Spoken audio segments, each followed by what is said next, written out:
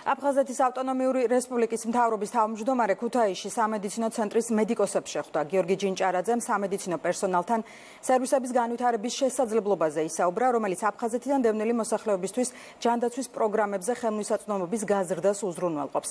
აფხაზეთის მთავრობის დაქვემდებარებაში არსებულ დევნილთა სამედიცინო კლინიკებში შეხვედრები მთელი ქვეყნის მასშტაბით გრძელდება.